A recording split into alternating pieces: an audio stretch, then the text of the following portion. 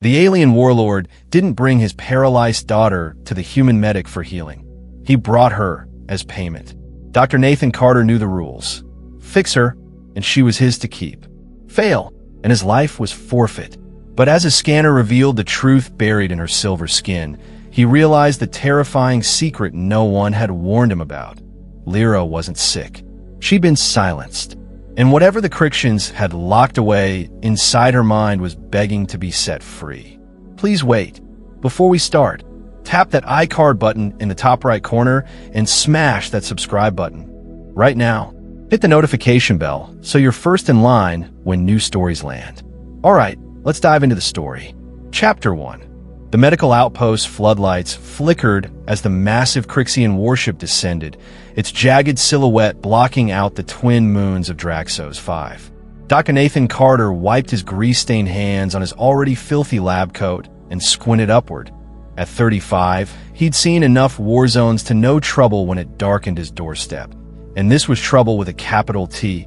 Elise, he barked over his shoulder, not taking his eyes off the ship. Get the trauma kits prepped. And the sedatives. Lots of sedatives. His assistant, Dr. Elise Torres, appeared in the doorway, her dark curls escaping from her messy bun. At 32, she still had that fresh out of med school look about her, though the war had hardened her edges. You expecting company? She asked, following his gaze. The ship's ramp lowered with a hiss of hydraulics, revealing 3 hulking Crixian warriors in obsidian battle armor. But it was the figure at the center that made Nathan's breath catch. Vorus, the butcher of Crixus, cradling a limp form in his massive arms. Worse, Nathan muttered. House call from the devil himself. Vorus stomped forward, his clawed feet leaving deep impressions in the muddy ground. Up close, Nathan could see the intricate scars carved into his leathery gray skin. Each one a story, each one ending in blood. The warlord's burning orange eyes locked onto Nathan like targeting lasers. You are the human medic, Vorus growled, his voice like rocks grinding together. It wasn't a question. Nathan forced himself to stand straight, ignoring the way his knees wanted to buckle. Depends. You here to kill me or pay me? A dangerous rumble came from Vorus's chest as he extended his arms. The figure in his grasp stirred slightly. A young Crixian female, her silver skin dulled by sickness, her form-fitting cobalt bodysuit hanging loose on her frail frame. Even in her weakened state, her beauty was undeniable, with high cheekbones and long, delicate fingers that twitched involuntarily. My daughter, Vorus said, his voice uncharacteristically soft. Lyra, Elise gasped as she took in the girl's condition. She's paralyzed? 3 lunar cycles, Vorus confirmed. Our healers cannot fix what they cannot understand. His grip tightened on Lyra. You will heal her. Nathan crossed his arms. And if I can't? Vorus leaned down until his rancid breath washed over Nathan's face. Then your usefulness ends. The threat hung in the air like smoke. Nathan glanced at Lyra again. Her violet eyes, though clouded with pain, focused on him with startling intensity. A single tear traced a path down her cheek. Elise nudged him hard in the ribs. Nate, she warned under her breath. Nathan exhaled sharply. Put her on the exam table. Gently, as Vorus deposited his daughter onto the stained med table, Nathan caught the barest whisper from Lyra's lips, 2 words that sent a chill down his spine. Help me. Elise grabbed Nathan's arm as they moved to examine their patient. You realize we're probably going to die today, right? Nathan picked up his scanner with trembling hands. Yeah, but let's make it interesting. The scanner hummed to life, casting an eerie blue glow over Lyra's still form. Nathan's breath caught as the readings came in. Nothing made sense. No spinal damage, no neural degradation. Just silence where there should be activity. Vorus loomed behind them, his shadow swallowing the light. Well, Nathan swallowed hard. It's like her mind is still there, but something's keeping it locked away. Lyra's fingers twitched again, brushing against Nathan's hand. When he looked down, her eyes were screaming what her voice couldn't. Danger! The outpost perimeter alarm chose that moment to blare to life. Elise's head snapped up. We got incoming. Vorus snarled, reaching for his plasma cannon. Betrayal. Nathan barely had time to register the explosion that rocked the building before the ceiling came crashing down. Chapter 2. The explosion sent Nathan crashing to the floor, his ears ringing as debris rained down around them. Dust choked the air, mixing with the acrid smell of burning electronics. Through the haze, he saw Lyra's still form on the examination table, miraculously untouched by the falling wreckage.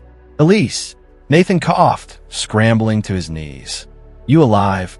A groan came from behind an overturned supply cabinet. "Define alive," Elise muttered, pushing herself up. Blood trickled from a cut above her eyebrow. "Because if this is alive, I want a refund." Voris roared somewhere outside the med bay, the sound followed by plasma fire and screams. The walls shook with each detonation. Nathan crawled to Lyra's side, his fingers immediately going her neck. The pulse was there, steady but weak. "She's stable, but we need to move her." Elise grabbed a medkit from the wreckage. "Move her where exactly?" "Pretty sure the front door just became a skylight." A particularly loud explosion rocked the building, sending another shower of dust from the ceiling. Nathan's mind raced. Storage basement. It's reinforced for hazardous materials. They worked quickly, transferring Lyra to a portable gurney. As they lifted her, her eyelids fluttered, just for a second, but long enough for Nathan to see the terror in those violet eyes. "Easy there, princess," Nathan murmured. "We've got you." The hallway was a war zone. Smoke obscured the far end where the main entrance had been, the flickering emergency lights casting eerie shadows. They'd barely made it 10 feet when a figure emerged from the haze. Not Voris, but another Crixian warrior, his armor scorched and one arm hanging useless at his side. "Human," he snarled, raising a shaking plasma pistol. "You will not take her." Nathan instinctively stepped in front of the gurney. "We're trying to save her, you idiot." The warrior's finger tightened on the trigger. Then his chest exploded outward as a plasma bolt burned through from behind. He collapsed to reveal Voris, his massive form heaving with exertion, one of his horns broken and bleeding. "You protect my daughter," Voris growled, stepping over the fallen warrior. "Why?" Nathan didn't blink. "Because it's my job." For a long moment, the warlord studied him. Then he nodded toward the gurney. "Move. I will guard your retreat." The storage basement was cramped but intact. Nathan and Elise secured Lyra to the makeshift bed as the battle raged above them. The room's single light flickered ominously. Elise wiped her bloody forehead with her sleeve. "Okay, let's try this again. What the hell is wrong with her?" Nathan pulled up the scans on a portable display. "Look at these neural patterns. It's like her brain is stuck in a feedback loop. Almost like someone put up a firewall in her mind." Elise finished, her eyes widening. "You think this was done to her on purpose?" Before Nathan could answer, a weak hand grasped his wrist. Lyra's lips moved soundlessly, her eyes burning with desperate intensity. Nathan leaned close, his ear nearly touching her lips. The whisper was barely audible, but the words sent ice through his veins. "They poisoned me." Chapter 3. Nathan jerked back from Lyra's whisper as if burned. His eyes locked onto hers, seeing the raw terror swimming in those violet depths. "They poisoned you," he repeated, his voice barely above a hushed whisper. Lyra's fingers twitched against his wrist, a weak but deliberate confirmation. Elise leaned in, her medical scanner whirring as she ran another diagnostic. That would explain the neural blockade. But who would? The basement door exploded inward before she could finish. Nathan instinctively threw himself over Lyra as shrapnel pinged against the walls. Through the smoke, 3 figures emerged. Not Crixian warriors, but sleek, armored assassins with glowing red optics where their eyes should be. Their movements were too precise, too mechanical. "Since," Elise hissed, scrambling back. The lead assassin's head swiveled toward Nathan, its voice a chilling monotone. "Surrender the subject. You will not be harmed." Nathan's grip tightened on the surgical laser he grabbed from the tray. "Yeah, I've heard that one before." Voris chose that moment to burst through the ruined doorway, his massive form filling the space. Blood streaked his armor, and one of his claws had been ripped clean off. He took in the scene with a snarl. Crixian High Council sends machines to do their dirty work now, he spat. The synths didn't respond. They simply attacked. Nathan barely dodged the first strike, feeling the whoosh of air as a vibro blade passed inches from his throat. He jammed the surgical laser into the synth's neck, frying its circuits in a shower of sparks. Elise wasn't as lucky. One of the machines backhanded her across the room. She hit the wall with a sickening crunch, slumping to the floor. Elise! Nathan started toward her, but the remaining synths blocked his path. Vorus roared, tackling one of the assassins to the ground. Metal shrieked as he ripped its arm clean off. The last synth advanced on Lyra, its blade extending with a deadly hiss. Nathan had no weapons left. No backup. No options. Then Lyra sat up. Her movement was so sudden, so fluid, that the synth actually paused. Her violet eyes burned with an intensity that hadn't been there moments before. "You will not touch him," she whispered. Her hand shot out, not weak and trembling like before, but with terrifying precision. Her fingers plunged into the synth's chest cavity and twisted something vital. The machine spasmed, then collapsed in a heap of useless metal. Silence. Nathan stared, his breath coming in ragged gasps. "How did you?" Lyra swayed, the burst of strength fading as quickly as it came. She collapsed back onto the gurney, her voice barely audible. "They fear what I can do, what I remember." Vorus stepped forward, his expression unreadable. "Daughter." But Lyra's eyes had fluttered shut again, her body limp. The only sign she'd ever moved was the destroyed synth at her feet. Elise groaned from the corner, clutching her ribs. "Okay, what the actual hell was that?" Nathan ran a shaking hand through his hair. "I think we just saw why someone wanted her paralyzed." Above them, the sounds of battle still raged. But down here, in this cramped basement, something far more dangerous had just awakened. And Nathan had a sinking feeling the worst was yet to come. Chapter 4. The medical outpost had become a war zone. Distant explosions rattled the basement walls as Nathan checked Elise's injuries by the flickering emergency light. "Two cracked ribs," he muttered, taping her side. "You're lucky that synth pulled its punch." Elise winced as she adjusted her position. "Yeah, real lucky." She nodded toward Lyra's still form. "What about Sleeping Beauty over there? Any more surprise kung fu moves?" Nathan approached the gurney cautiously. Lyra's silver skin had taken on an ashen hue, her breathing shallow. The brief moment of awakening had drained her completely. Vorus loomed in the corner, cleaning his plasma cannon with methodical precision. "She should not have been able to do that," he rumbled. "No kidding," Elise said. "Since when do Crixians have super strength?" The warlord's orange eyes glowed in the dim light. "Since never." Nathan ran a scanner over Lyra's neural patterns. Her brain activity is spiking again. Different patterns this time, almost like she's dreaming. Elise offered. "Communicating," Nathan corrected. A sudden gasp from Lyra made them all jump. Her back arched violently, veins standing out against her silver skin.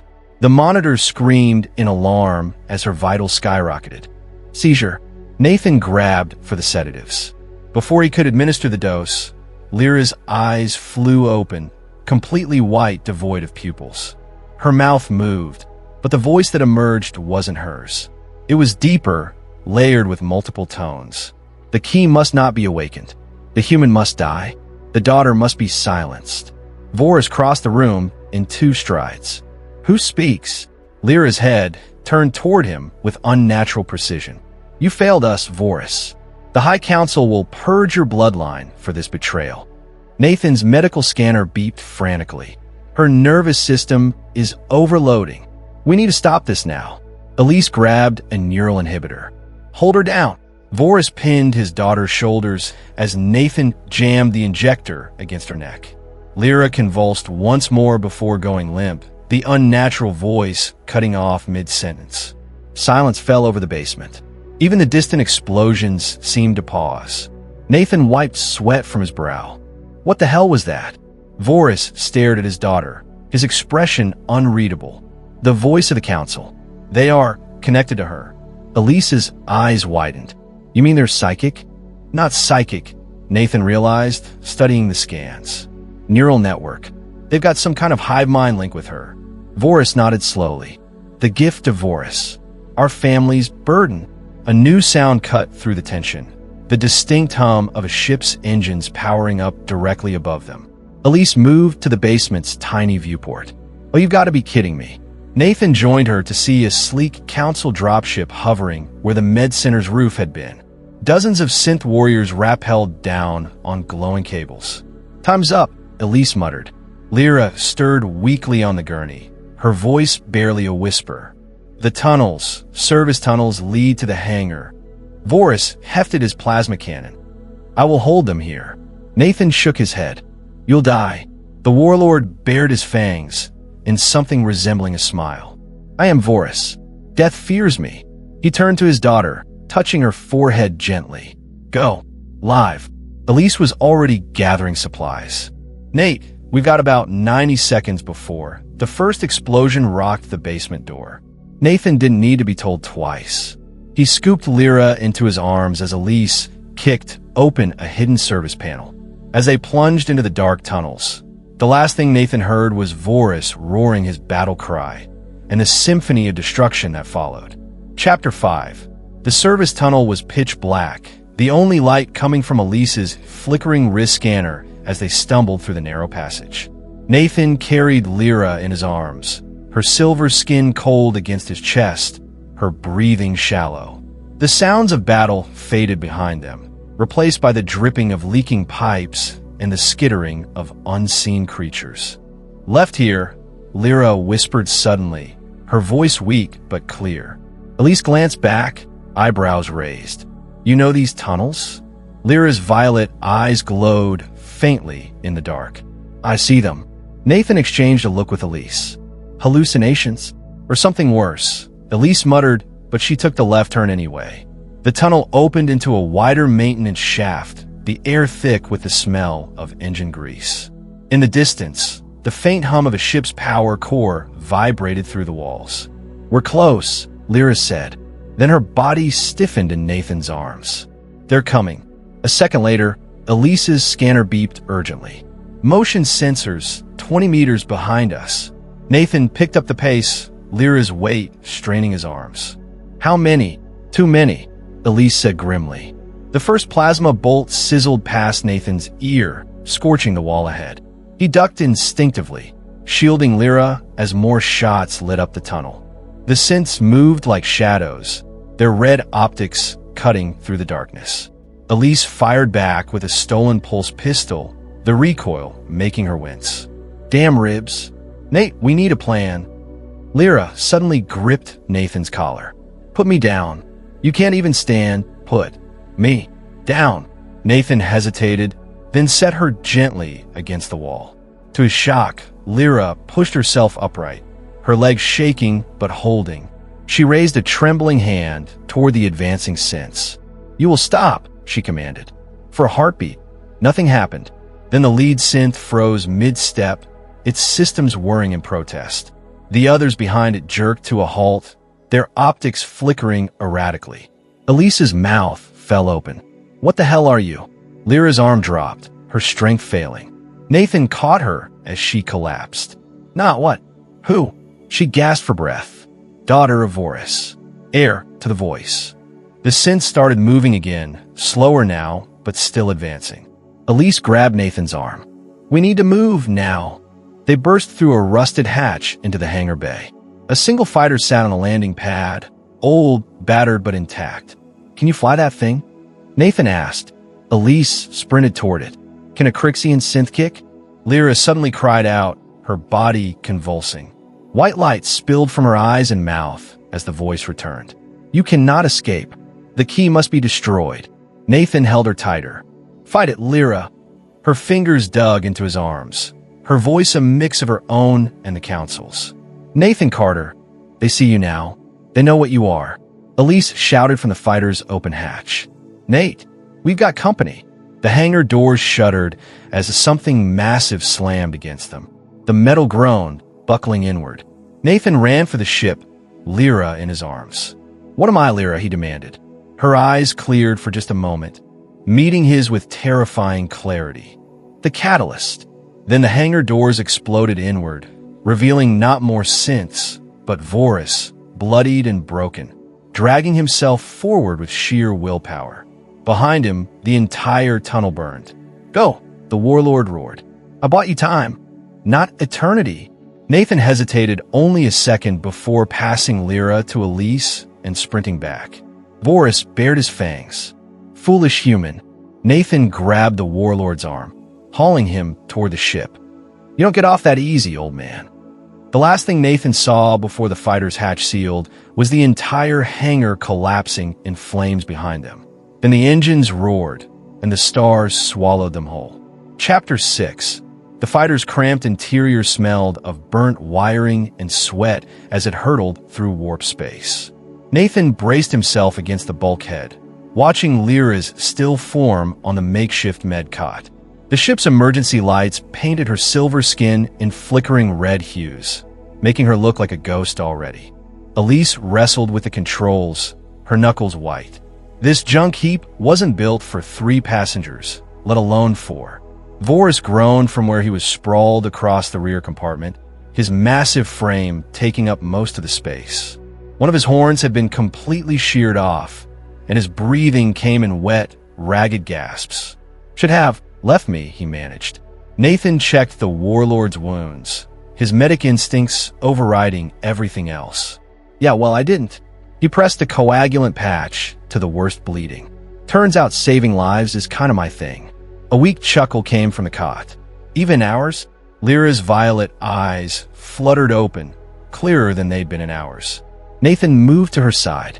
"Especially yours." He ran a scanner over her. Neural activities stabilizing. Whatever that voice was, it's gone for now. Lyra's fingers brushed his wrist. "Not gone. Just quiet." She turned her head toward her father. "You knew." Vorus met her gaze, his orange eyes dimming.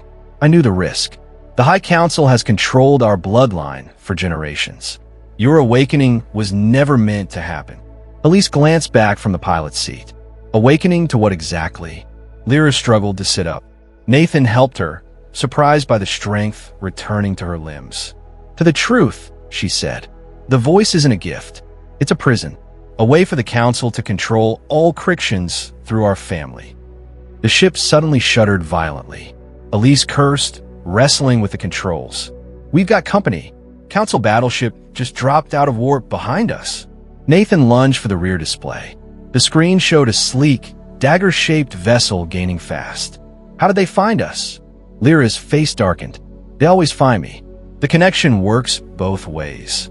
Vorus forced himself upright with a pain grunt. "Then we cut it." He reached for a panel on his damaged armor, prying it open to reveal a hidden compartment. Inside lay a single, glowing crystal. The heart of Vorus.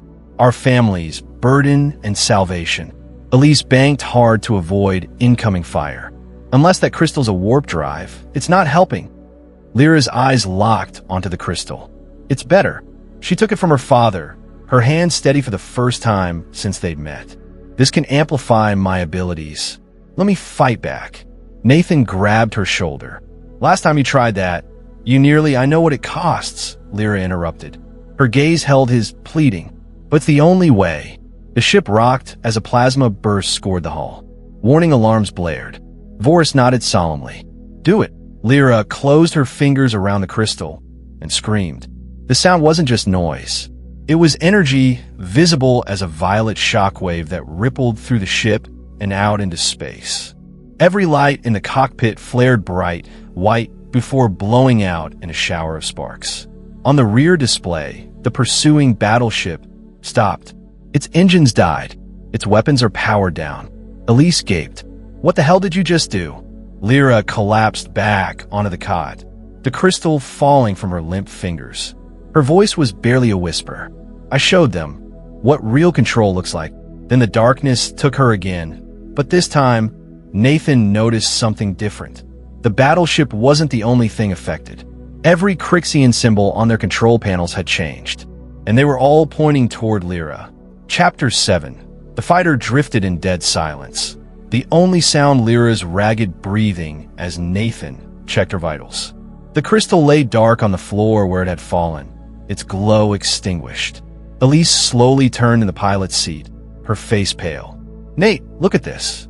The rear display showed the Crixian battleship hanging motionless in space, its weapons dark. But more disturbing were the readings. No engine signatures, no life signs, just silence. Voris struggled to his feet, using the wall for support. "What did you do, daughter?" Lyra's eyes fluttered open, the violet depths now swirling with strange energy. "What they made me to do," she whispered. "I showed them true unity." Nathan's medical scanner beeped frantically. Her neural activity is off the charts. It's like her consciousness is expanding. Lyra finished. She sat up without assistance, her movements eerily smooth. "I can feel them. All of them. Every Crixian connected to the voice." Elise backed away from the controls. "Okay, that's officially terrifying." Lyra's head tilted, as if listening to something only she could hear. "The High Council is panicking. They've lost control." A ghost of a smile touched her lips. They never had real power, just the illusion of it.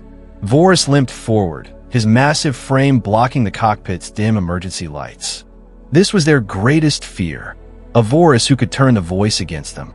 Nathan stepped between them. "Lyra, listen to me. Whatever this is, it's changing you. You need to understand." Lyra interrupted. Her voice had taken on that layered quality again, but softer now. "This was never about curing me. It was about waking me." She reached out, her fingers brushing Nathan's cheek. "And you were the key." The ship's comm system crackled to life suddenly, broadcasting on all frequencies. A cacophony of Crixian voices spilled from the speakers. Hundreds, maybe thousands, all speaking in unison. "The chains are broken," Lyra said, answering the unspoken question in Nathan's eyes. "The Crixian people are free to choose their own path now." Elise exhaled sharply. "So what happens to us?" Lyra's gaze shifted to her father. Voris nodded once, a silent understanding passing between them. "You kept your promise, Nathan Carter," Lyra said. "Now I keep mine." She moved to the fighter's controls with unnatural grace. "I'm taking you home." The warp drive hummed to life without being touched. Nathan opened his mouth to protest, but the words died as Lyra's eyes met his, still her own, but infinitely older. "Some gifts come with burdens," she said softly. "This is mine." The stars blurred as the ship jumped to warp. When the view cleared, Earth's blue-green sphere filled the view screen. Voris placed a massive hand on Nathan's shoulder. "You saved my daughter. Now she saves you." Elise stared at the familiar planet. How did she? But when they turned, Lyra and Voris were gone. Only the darkened crystal remained, sitting on the pilot's seat where Lyra had been. Nathan picked it up, feeling its strange warmth. In its depths, he could have sworn he saw a flicker of violet light, and heard a whisper that might have been the wind, or might have been a voice saying, "Thank you." The comm crackled again, this time with a human frequency. "Unidentified vessel. This is Earth Orbital Control. Please identify yourself." Elise sank into the pilot's seat with a shaky laugh. "Well, Doc, what do we tell them?" Nathan pocketed the crystal, watching Earth grow larger through the view screen. "The truth," he said, "or at least part of it." As the fighter descended toward home, neither of them noticed the faint silver streak in the sky, something massive and sleek disappearing into the clouds, or the promise it carried with it. And that was the end of the story. Comment below if you want the next chapter, and hit that like button. Please subscribe, turn on the bell, and as always, keep the last light burning.